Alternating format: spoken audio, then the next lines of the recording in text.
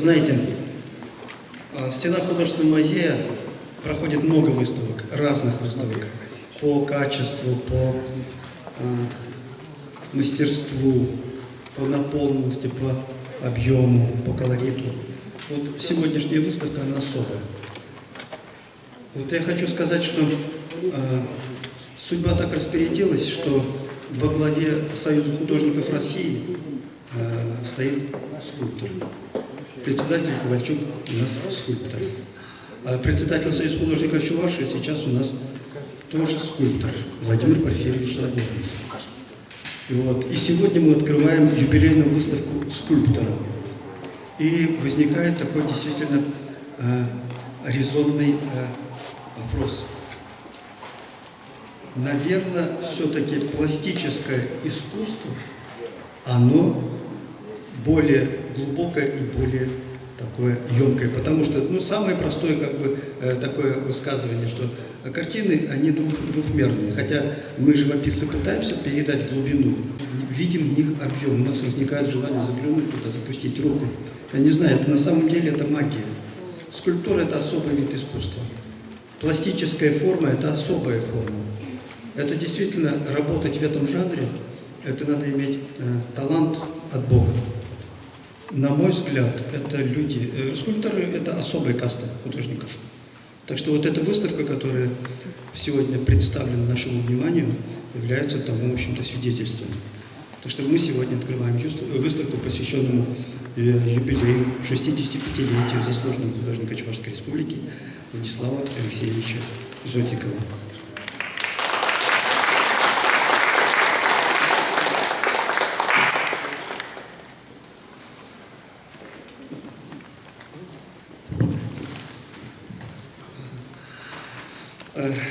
Для поздравления я хочу пригласить сюда председателя Союза художников Чувашии, заслуженного художника России Владимира Парфимовича Нагорного.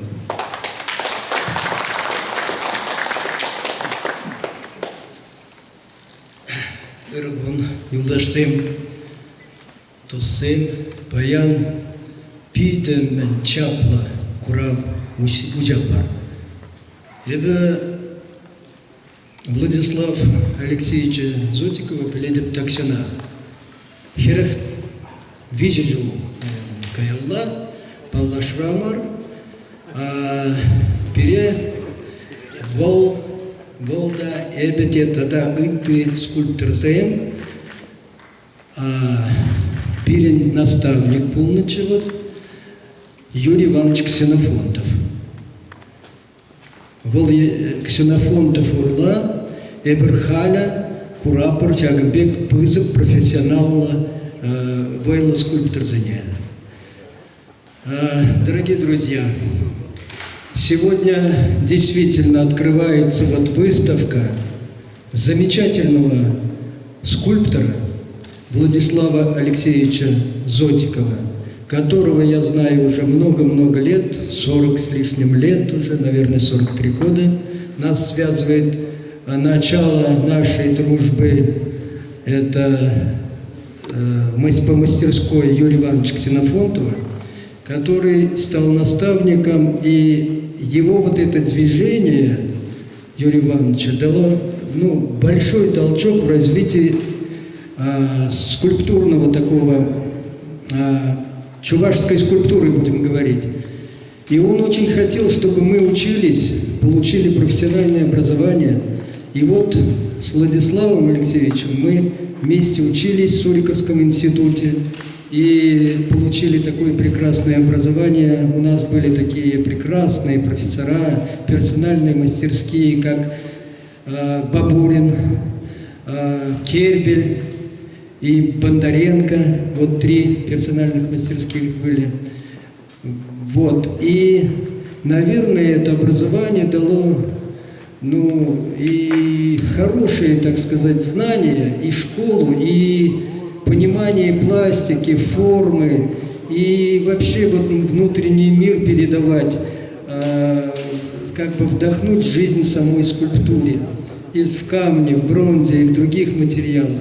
Вот посмотрите, какие прекрасные работы делает Владислав. Это он любит бронзу, он любит камень, он любит и гипс. Но так, если посмотреть, то это там есть душа, вот подлинная душа. Вот, сегодня вот проходят такие перемены. Вот в Союзе художников прошел съезд в этом году, и есть надежды, что многое изменится, и мы будем стараться, чтобы каждый художник мог раскрыться, полностью себя раскрыть и все делать для того, чтобы это Союз художников должен помогать каждому художнику. А Владислав Зотиков сейчас является членом правления Союза художников Чувашии. Он во многом снял с меня такие полномочия, как секции скульптуры возглавляет. ответственный по скульптурной мастерской и во многом будет как помощником мне в правлении. В правлении сейчас много, как говорится, секций, и традиционные секции, как были, и живопись, и скульптура, и графика, и ДПИ. Но кроме этого будем работать во многом еще и по другим отраслям, как направление, допустим, и театральное искусство, и искусствоведческое, так сказать, отделение будет развиваться. Также и, значит, и такое молодежное, современное, и со взглядами изобразительное искусство в 21 веке, это ведь совсем уже многое, во многом другое, и молодежь, она не будет работать точно так же, как, допустим, работали старшее поколение, хотя на старшее поколение надо смотреть, и которые, это вот так вот посмотреть, очень крепкие мастера, буду говорить об этом. Здесь вот и Николай Прокофьевич вот присутствует. Это посмотрите, какие рисовальщики, какие они, это живописцы. Это... Поэтому, значит, ладно, речь идет опять же вот о Зотикове. Владислав, вот от всей души поздравляю как коллегу. Прекрасная выставка. Вот действительно, когда работаешь в мастерских, там же все, как говорится, запрятано. Где они у тебя хранились, я не знаю. Но вот здесь вот раз вытащил и столько работ в бронзе. Секрет, говорит. Вот. В коробках хранит. Вот. И сегодня, конечно, просто душа радуется, что мы друг другу должны помогать. Поднялся сам, помоги другому. Вот этот лозунг я считаю правильным. И будем друг другу помогать. Ну, вот от всей души поздравляю. Вот здесь есть такая благодарность. Вот я уж это зачитаю, наверное. Во-первых, чтобы не держать эти цветы, вручаю.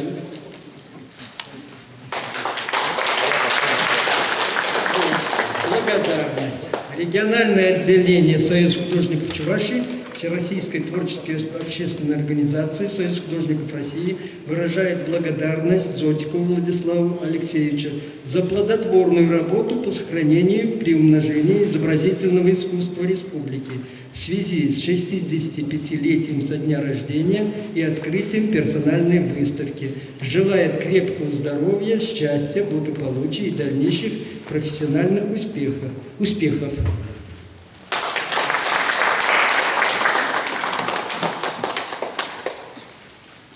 Большое спасибо. Интересная такая фраза прозвучала. Владислав, где ты видишь скульптуру? У меня сразу так, как из анекдота, в тумбочке. Действительно, вот мы живописцы понимаем, там каждое утро пишем этюды, маленькие картонки, и понимаем, что их тоже надо где-то размещать. Непонятно, у нас стеллажи есть, а скульптуры где размещать? Действительно вопрос.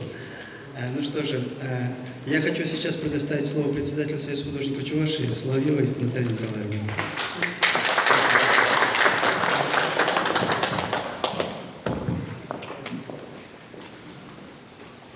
Иргаш, кизеплетесем, дарсем, хапахназем, паяны берчанах тәтілін меле бұрала келме.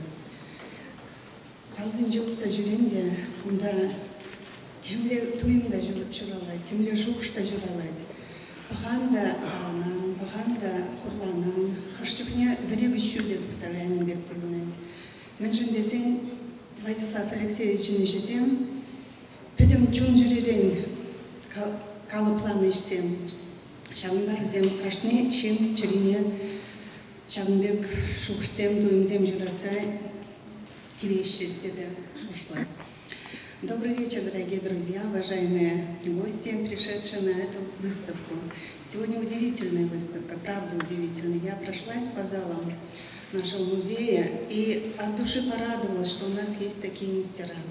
Такие вдохновенные творцы, которые настолько любят свое дело, выбранное на всю жизнь, настолько красиво все это преподносят. И многие работы вызывают, я уже по-чувашски сказала, и восхищение. От многих слезы наворачиваются, особенно это военная тематика. Конечно, такой мастер в рядах наших художников – это великая великая личность, я бы сказала. Здесь встреча друзей, встреча людей, встреча товарищей и мастеров. Сегодня я, когда проходила, думала, насколько он удивительно тонко чувствует женское тело, настолько красивые все образы найденные, что просто это восхищаюсь. От всей души поздравляем вас с юбилеем.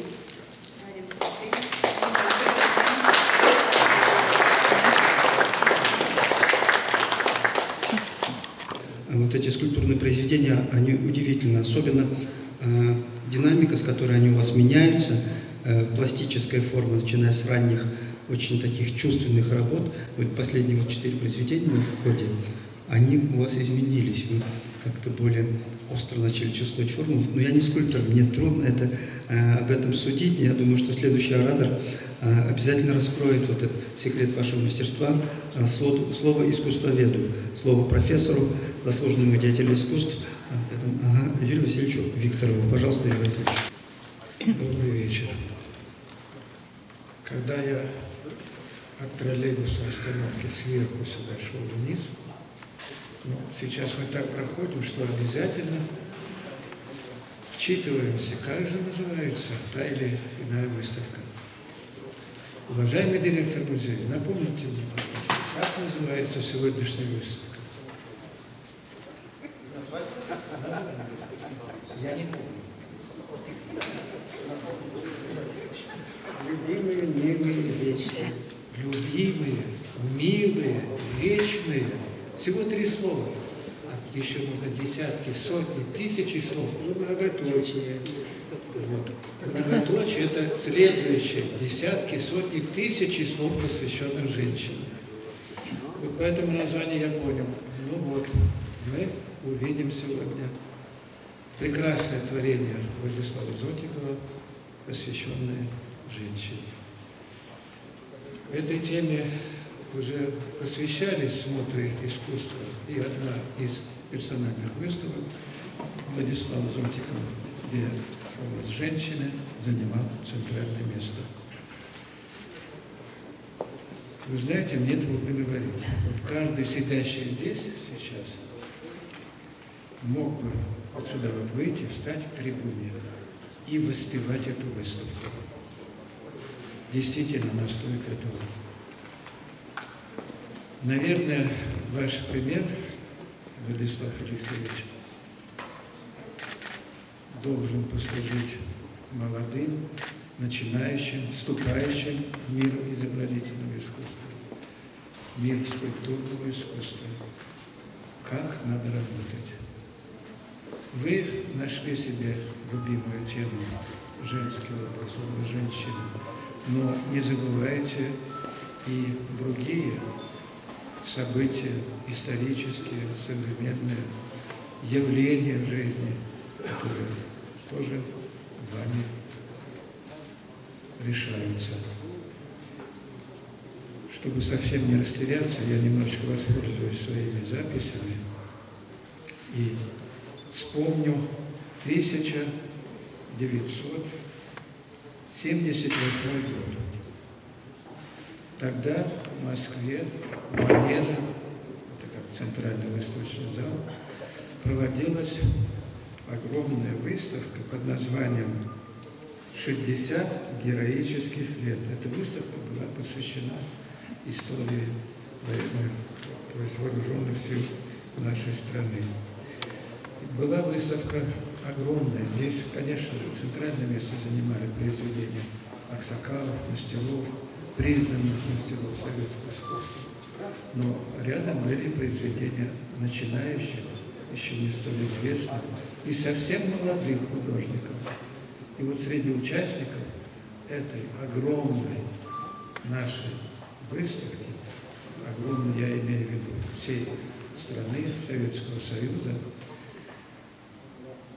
была выставлена скромная по размерам работа Зотикова, барабанщик. Я очень рад был сегодня увидеть эту работу здесь, на персональной выставке. Пожалуйста, когда завершится эта часть, Пройдите, посмотрите. Небольшая по размеру, еще раз повторяю, но какая там образность. Сама эпоха гражданской войны в этом юном барабанщике. Конечно, была гордость за чувашское искусство, гордость за совсем юного, ему не было, повторяю, еще и 23 лет, участников выставки, участников всесоюзной выставки. Впоследствии у Зотикова были и много других выставок, крупнейших, и всероссийских, и всесоюзных, поскольку работы стоили того, чтобы их видели зрители всей страны. Ну, а теперь из биографии немножечко. Мы отмечаем немножечко с опозданием 65-летие. Кстати, я у Зотикова спросил его, скажите, пожалуйста, а сколько произведений? Он говорит, 65. То есть 65 произведений, количество то повторяет ваш юбилей, 65-летие. Это тоже символично. Родился он в чувашской деревне, в Лебресинском районе. Деревня называется Хурмавы, да? Хурмавы, да. Вот, в семье учителей. Я помню его отца, учителя. Они впоследствии жили в поселке, где в поселке Лебресин, районный центр, где Зотиков закончил первую среднюю школу. Меня здесь тоже немножечко роднит с ним. Я учился в этой средней школе в поселке Лебресин с 1951 по 60, ну какой-то, в общем, 7 классов я там закончил. Зотиков закончил эту школу. Нас роднит эта школа, стены этой школы роднит. Там же он закончил и детскую художественную школу. Ну, а потом пошло-поехало. Художественно-графический факультет. После него он работал в родном районе учителем рисования черчения труда. Сейчас название деревни не помню, в школе. И усиленно готовился к поступлению в Суриковский институт. Почему именно Суриковский? Обучаясь на старших курсах художественно-графического факультета педуниверситета, он начал учиться, его имя сегодня называли, Юрий Иванович Ксенофонтов, скульптор, прекрасный скульптор. Это действительно разбудил многих молодых студентов, художников, чтобы они обратили внимание на этот нелегкий вид искусства. Он обратил внимание на Зотикова, внедрил в него вот это вот желание, уверенность в себя и настроил, готовься к поступлению в Суриковский институт. 2 года отработав в сельской школе, Зотиков поступает в этот Суриковский институт. Имена профессоров были названы сегодня, учатся у них в одной мастерской со многими. И вот эти вот рисунки, которые здесь виднеются сразу же после выпуска, были исполнены в студенческие годы. Был профессор, который ставил натуру, вернее, приносил натуру, приглашал, и студенты сами ставили эти постановки и рисовали. То есть скульптор должен рисовать грамотно, он должен знать пластическую анатомию, он должен знать все о строении человека. Вот эта вот школа, она заложена в студенте на всю жизнь. И это мы видим в прекрасных женских образах, которые здесь на выставке представлены. У меня здесь много страниц. Если дальше листать, какие-то моменты, наверное, надо все-таки назвать.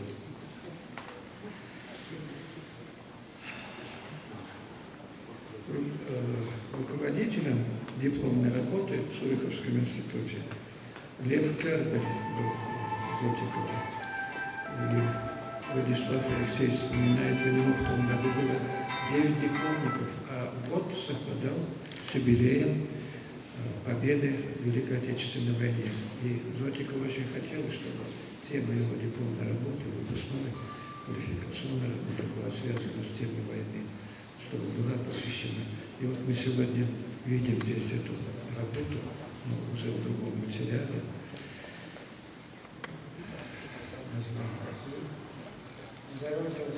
За Родину свою.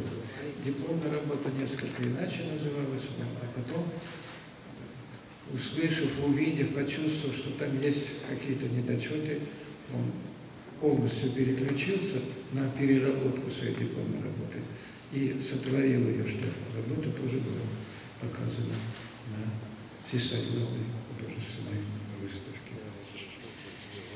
Так, здесь что у меня еще? Ну, заодно можно сказать, что Зотиков является участником очень многих выставок. Ну, если начать наших республиканских, зональных, всероссийских и всесоюзных. Я здесь сейчас перечислять не буду, это много времени займет. Так, и он очень благодарен мастерам скульптуры. Вот мы Зотиков назвали, надо обязательно назвать Михаила Таратынова, с которым тоже много общался, работал, ну и профессора Шуриковского института Бабурин, Керпель и ряд других. Так, дальше говорить или нет? Говори. А может быть, желающие есть продолжить выступление? Как вы считаете, Ладно, попробую.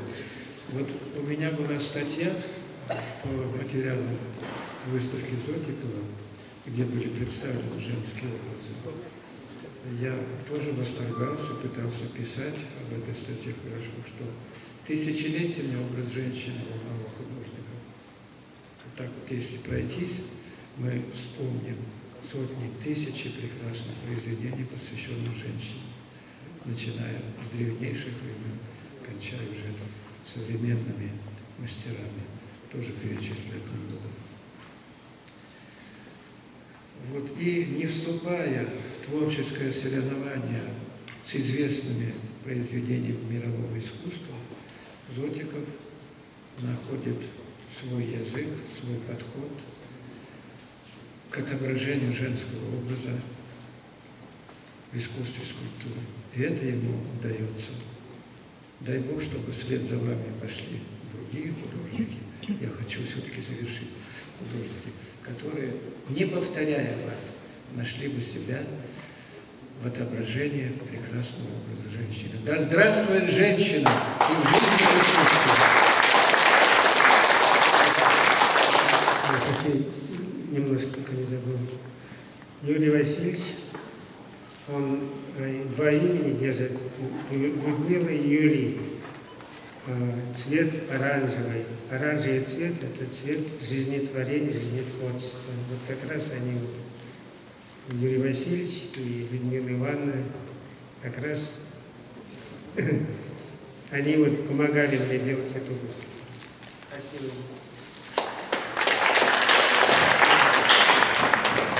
Где-то подсознательно я все-таки прав. В начале своего выступления я говорил, что скульптурное творчество – это особый вид искусства. Шамана. Ну, действительно шаман. Вот уже цвет, символика уже пошла, вот, имена к этому все уже, и расшифровка идет какая-то глубинная. У вас есть чему поучиться, кроме скульптуры и восхищения женской красотой. Следующему оратору я хочу предоставить слово, тоже скульптор, Олег Иванович. Прошу вас, ксенофотов, Олег Иванович. Нашим женщинам такой длинный праздник Владислав Алексеевич подарил. До 8 марта можно этим радоваться и любоваться. Сразу перейду к делу, хотя, как говорится, много полномочий у меня сегодня. Чувства переполняют. Хочется много сказать, но много уже сказали. Я просто от себя хочу дополнить, что прекрасное методическое пособие для наших студентов надо педагогам приводить, учиться рисунку, классическому рисунку. Эта работа не должна храниться в папке. Про жизненный путь Владислава Алексеевича Юрий Васильевич уже рассказал, хотя я около 50 лет с Владиславом Алексеевичем дружил, мало, наверное, сказать, а так почти изо дня в день мы с ним общаемся. Общались, общаемся и, наверное, еще будем общаться. Хочется уже, судя по выставке, сказать, аксакалом стал Владислав. Но так как мы ровесники, не хочется назвать и себя тоже в ранг аксакалов причислить, потому что оставаться молодым тебе желаем и творить, творить, творить, потому что твоя работа — это труд и до сих пор учеба, наверное. Она нескончаемо продвигается. Позвольте официальную часть тоже сказать. Творческий союз художников России в лице председателя Константина Васильевича поздравления передает. И единственное, из-за ситуации пандемии не могу бумажный вариант полностью вручить, но награждает Союз вас золотой медалью Союза за громадный вклад в культуру России. Разрешите?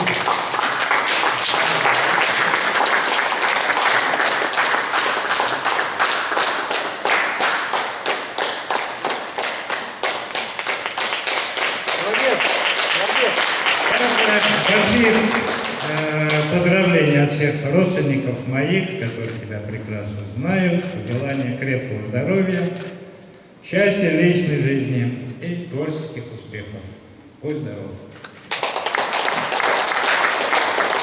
Иванович, за такие красивые слова, действительно являлись юными в душе. Вы уже аксакалы в творчестве. Это на самом деле аксакалы. Это красивое очень слово, достойное.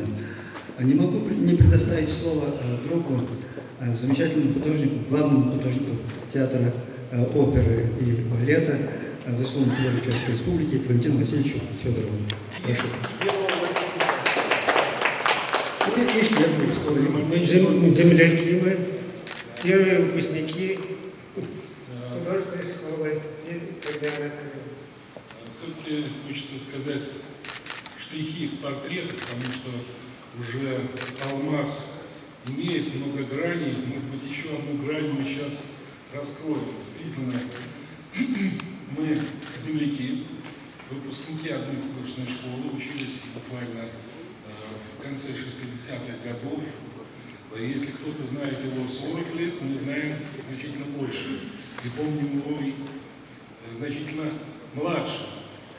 И что хочется сказать? В Бресях организовал художественную школу Бородкин Илья Григорьевич. Это тоже вот хочется о нем сегодня вспомнить.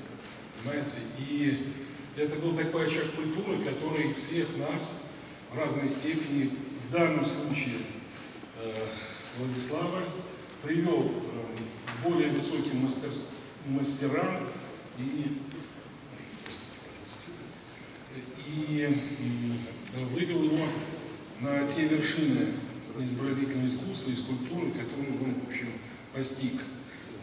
И что можно еще сказать? О том, что Владислав Алексеевич, конечно, мне знакомый, и родители хорошо помним и знаем, и, в общем, как, поскольку жители одного поселка, и земляки,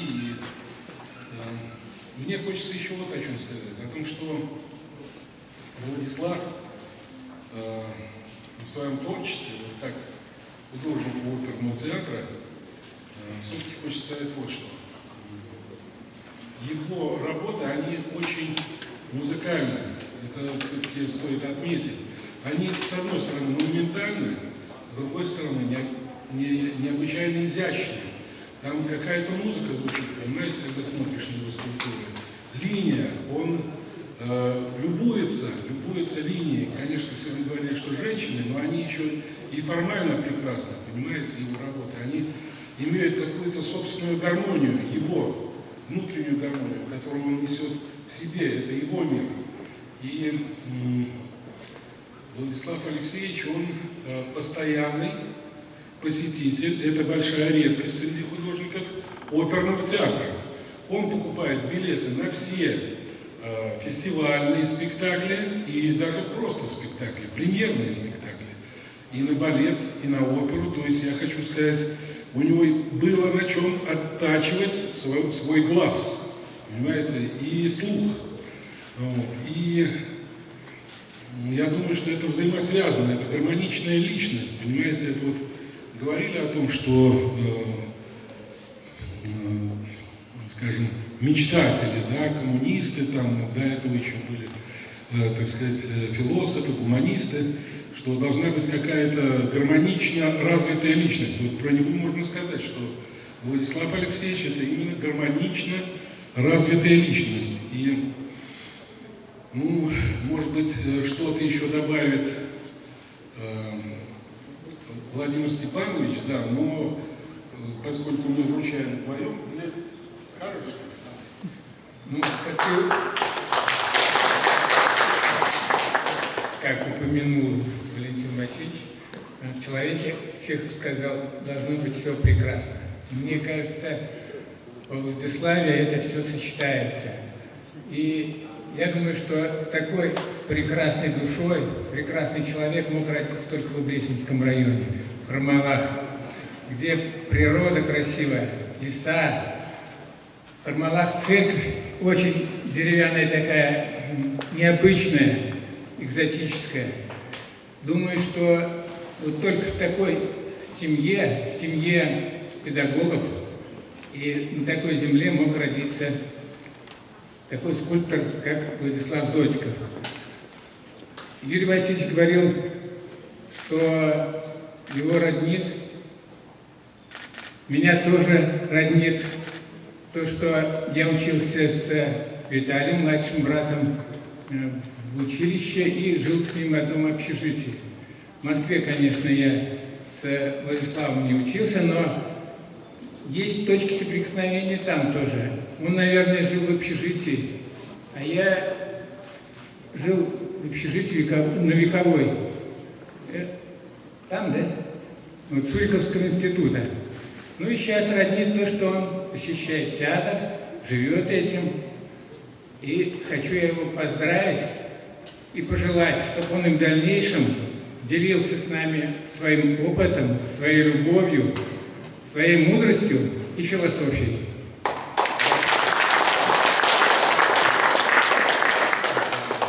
Пока не забыл, у человека есть время зачатия и время рождения.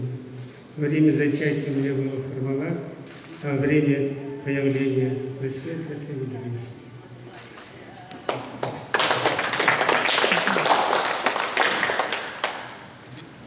Ну что же, как мы и обещали, как под занавес Николай Прокофьевич Карачасков хочет сказать о Владиславе Алексеевиче несколько слов. Вы хотели.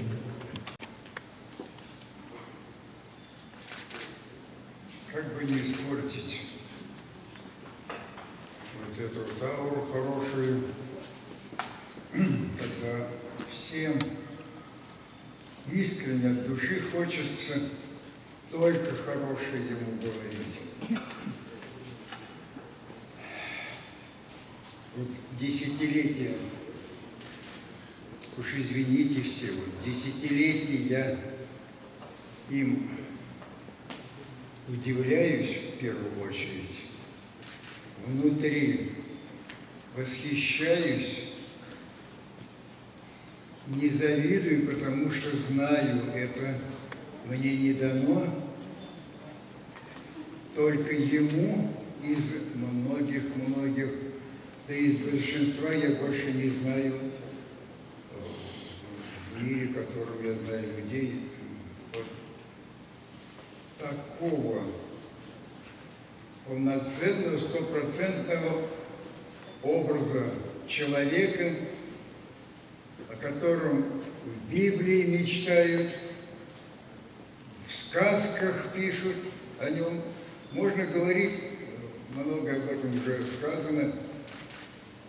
Вот он у меня единственный,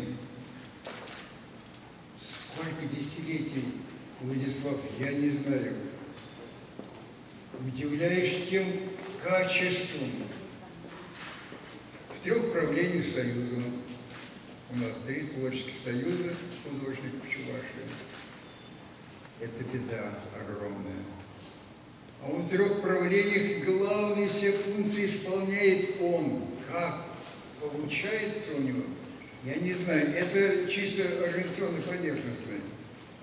А вся его деятельность, я как о личности, о скульпторе в конце я скажу, как о личности, вся его деятельность людям делать хорошо, обязательно, дисциплинирован невозможно сам внутри себя, ни от кого-либо, над ним никого нет. Всевышний есть, там у него свой какой-то. Над ним дисциплинированный.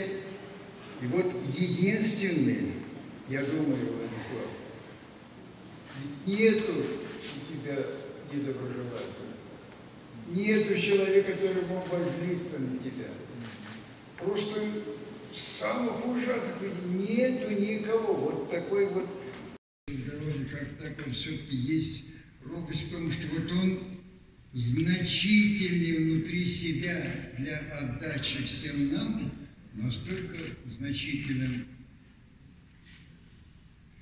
Это без конца можно говорить. Это для меня вот...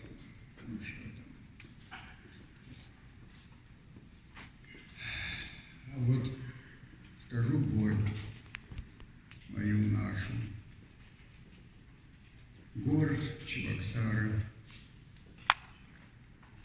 Главу города 2-й раз пробили, избрали, значит, хорошо работает, да ладно. Вот, видите. Ни разу я его ни на каких выставках, ни на открытых, нигде за десятилетия не видел. Ухитряется человек, обязательно, видимо, деловой, быть необязательным, неисполнительным. По должности, по службе ему обязано быть на таких событиях, на крупных. А я от этого вот, знаете, вот 65 лет уже, много лет. Филипп Миронович Лукина, Чебоксаров. Это же Александр Пахмутов, чувашский Александр Пахмутов для Чувашии Лукин. И до сих пор нету его на площадях, улицах. И хотел бы увидеть или Брындина, или Купина Якова Гавриловича Усая. Тоже не доживу, были конкурсы и прочее были. Все это. Только потому, что Латыков не ходит на вернисажи, мы не можем с ним общаться, говорить. Целый год. Проспект Максима Горького. 15, 10-й этаж, художники. Мы с 10-го этажа смотрим. Целый год уродовали. Парк, небольшой парк у нового села, где Максим Горький памятник. Был хороший, зеленый, рябиновый парк, очень хороший. Тропинки, все это было по-человечески. За целый год миллиарды вложили. Из парка сделали бульвар.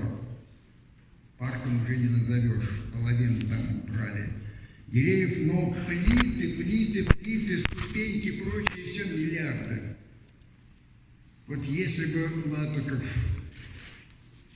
был бы хоть на одном вернисаже где-то, я бы обязательно подошел бы, попросил его из миллиардов вот этого парка уродования, это налоги народные, самые производители налоги, из этого парка 2-3 миллиона выбросить на Лукина.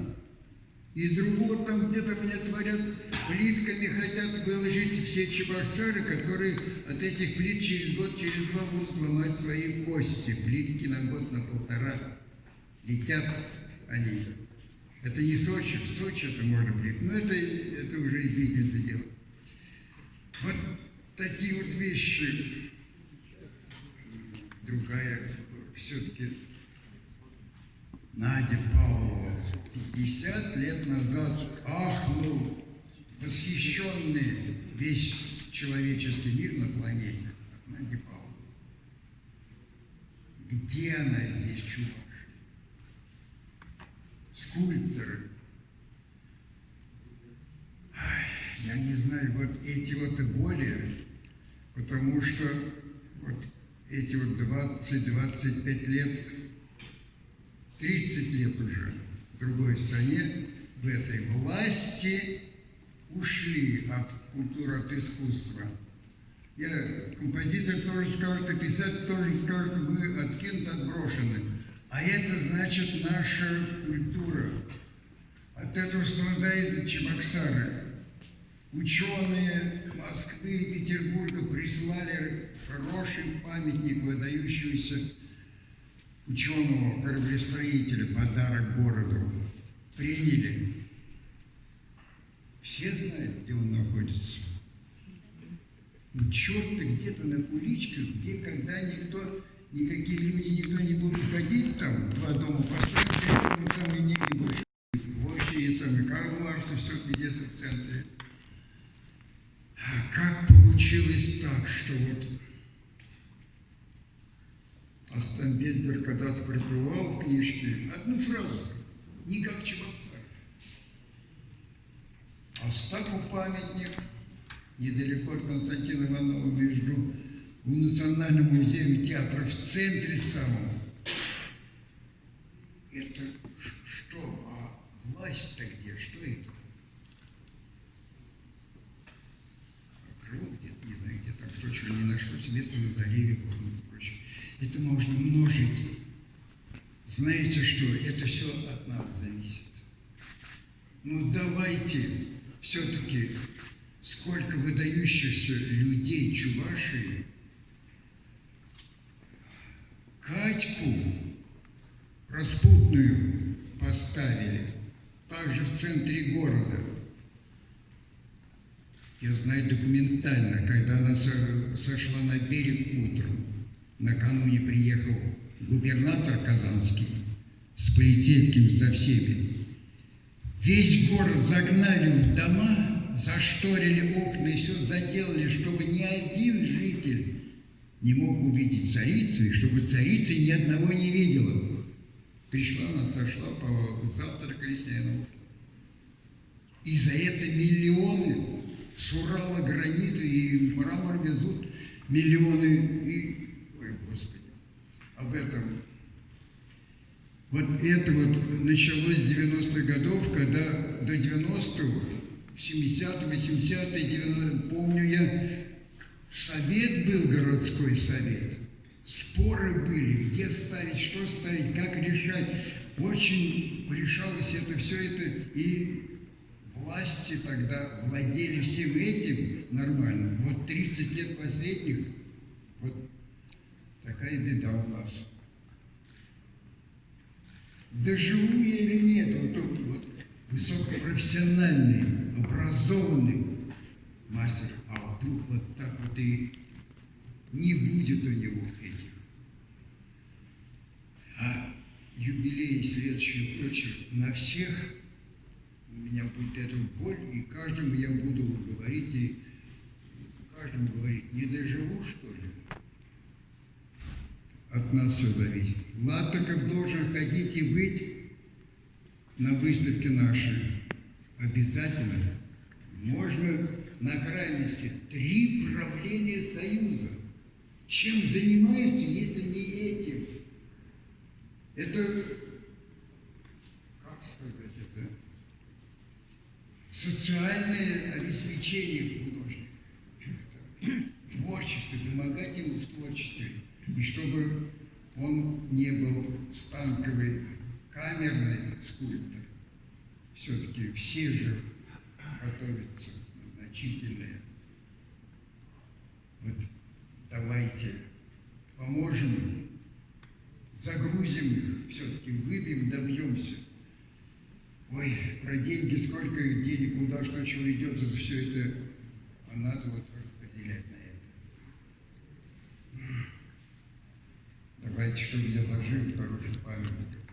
Я перечислю еще 5-6 назвать, которые великих людей, но нам быть надо в этом отношении патриотами очень. Извините, пожалуйста. Надоело. Я сейчас дополню Николай Прокопьевича. Есть такое понятие, даже есть это реальность. Слова материализуются. И чтобы материализовалось, не говорите, не применяйте частицу «не». Нет, «не». Поэтому говорить всегда «состоится», «доживу», «сделаем», все получится.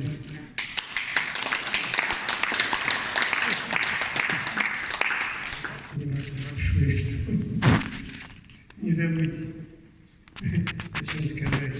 Во-первых, большая благодарность музею художественному, его руководству, сотрудникам. Потому что вот самые лучшие залы для экспозиции скульптуры, я считаю, это наш художественный музей. И тут очень приветливые сотрудники, директор очень понимающий. За эти годы он вырос, я считаю. Он уже общается не только со скульпторами, он знает всех живописцев, графиков, то есть, и разбирается в их творчестве. Так что большое вам спасибо, начиная с директора, большая благодарность куратору моему Людмиле Ивановне Никодикиной и всем сотрудникам, которые здесь работают, которые следят, очень приветливые. Спасибо. Второе, это я хочу вас поблагодарить всех, пришедших на эту выставку. Спасибо. Мне очень приятно, что вы пришли, может быть, какую-то частицу себе для души найдете.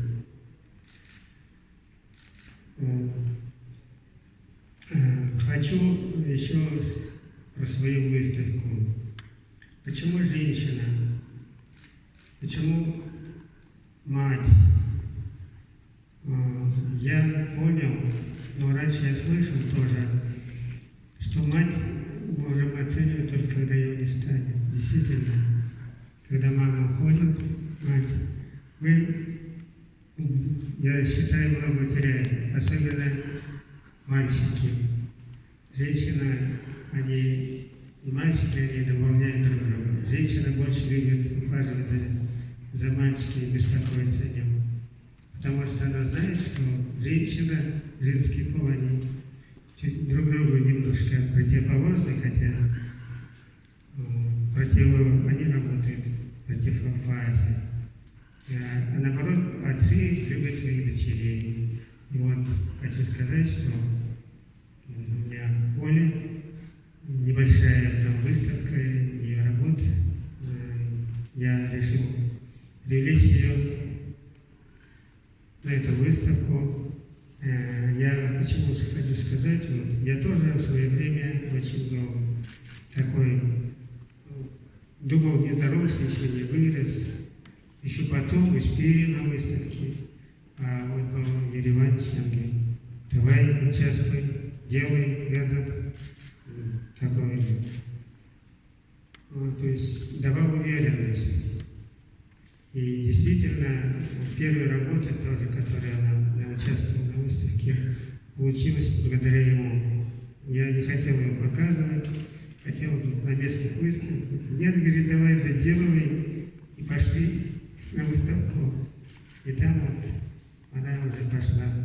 Действительно, такую поддержку я получил. Я думаю, это для художника в то время, еще в советское время, очень поощрялось. Вот эти выставки Союза.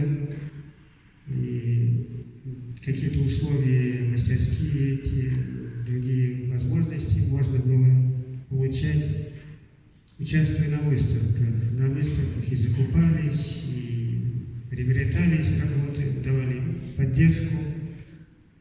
Была бы в советское время, она была больше и лучше. Сейчас многие мои современники об этом вспоминают, жалеют, что это ушло. Ну, жизнь, она на твою жизнь, она не ждет нас. У нее есть свое колесо времени, машина времени, она мчится. И мы, главное, не должны просто отставать. Действительно, хотя я вот благодарен своим родителям, тоже хочу высказать, то, что они вот, помогали нам в этой жизни и не мешали, наоборот, радовались нашим успехам. Еще хочу сказать своим друзьям, товарищам, которые работают в скульптуре. Действительно, в советское время в Чувашии произошел расцвет нашего чувашского искусства. Очень символично мы сейчас находимся в зале, где идет выставка основоположника нашей. То есть первые основоположники, которые закончили академию, которые организовали союз художников здесь, раньше называлось товарищество. То есть они проложили путь развития нашего чувашского искусства. Это очень символично, и мне это очень приятно, что здесь Спиридонов, потом Сверчковники, это они являются нашими родоначальниками как бы, нашего искусства.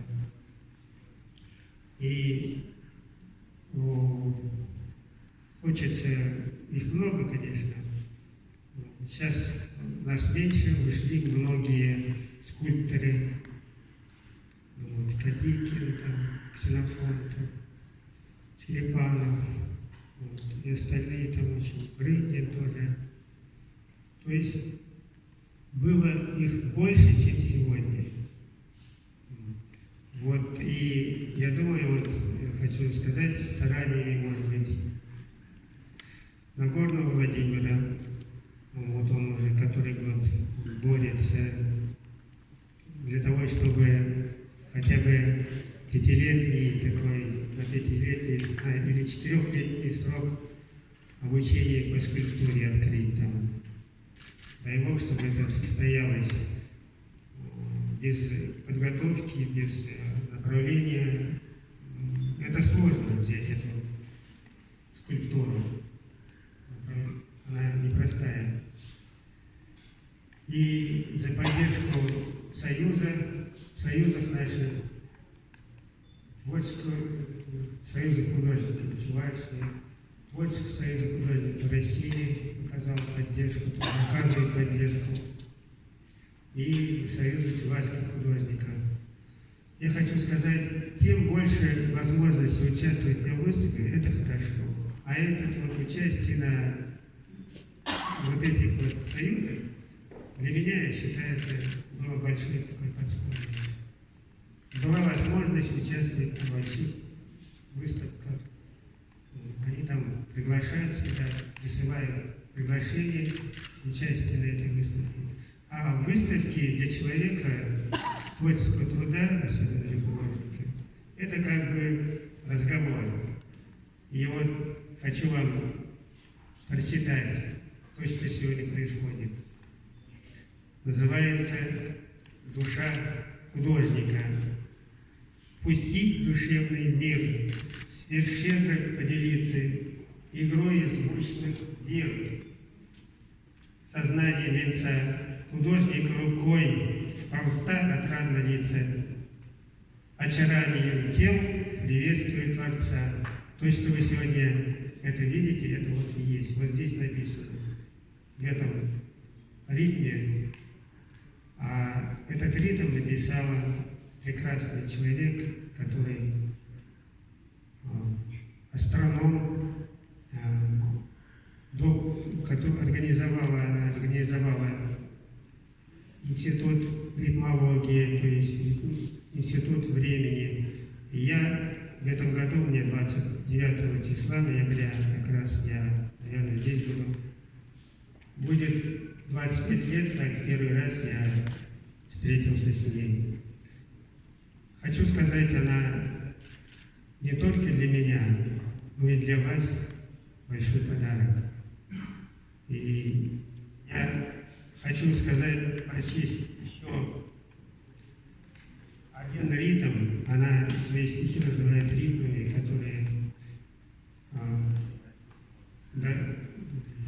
она очень много ритмов написала, у меня их 32, только тома одних ритмов, потом еще, наверное, столько же ранее написано.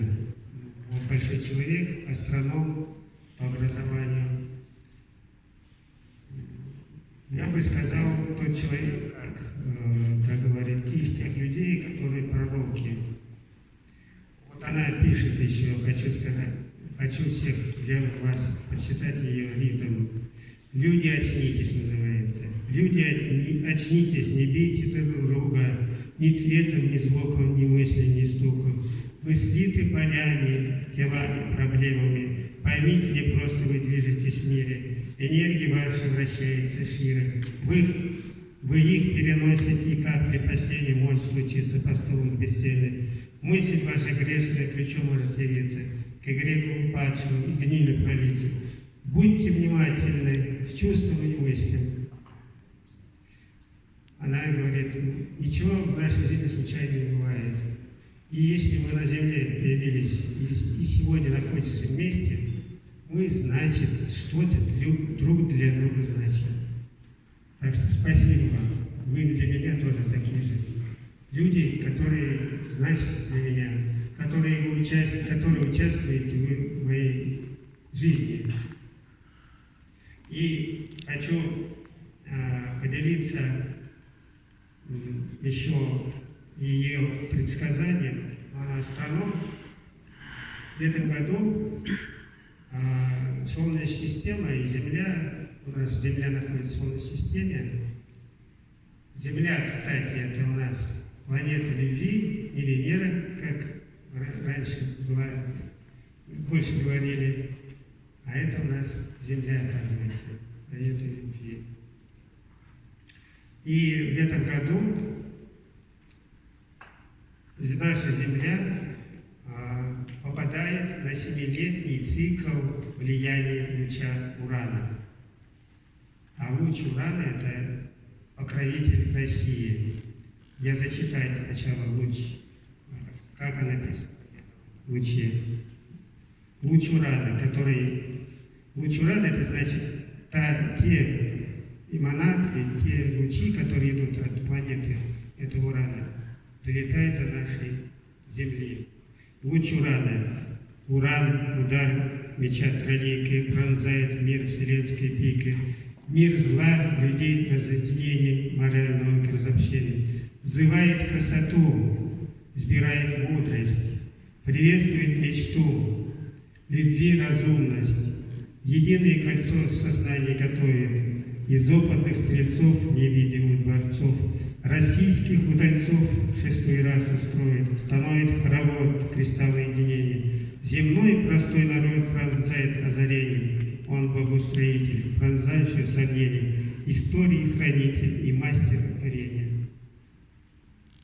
Вот прямо вот все тут написано о том, что и мы попадаем в 7-летний цикл, и в России должно постепенно что-то должно настраиваться в лучшую сторону, не прикладывая больших усилий. Она вот так вот, я не знаю. Но это была встреча через онлайн-интернет. Кстати, 20-21 числа опять у нас состоится онлайн-встреча с ней. Это ежегодная. Я много рад с ней пообщаться. И хочу сказать, что это непросто, но все возможно. Она уже готовит для нас машину времени, которая поможет нам идти по времени. То есть она единственный человек, пока на этой земле, придумала науку о времени. Вот сегодня директор Геннадий Васильевич говорил, скульптор работает в трехмерном пространстве. Так она дает ключ, инструмент для работы еще по времени.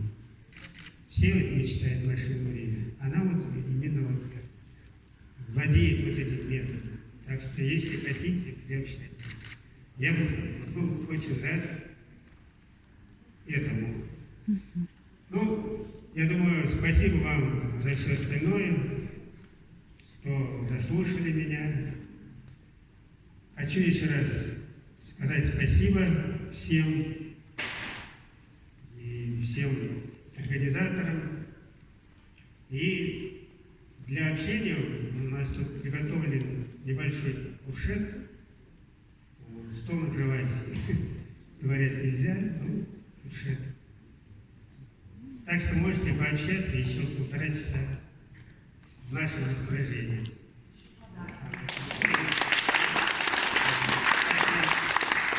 Марина Римовна очень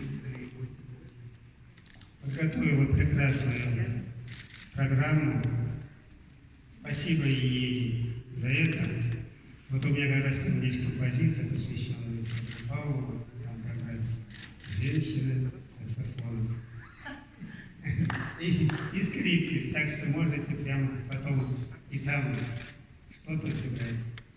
А это скрипка.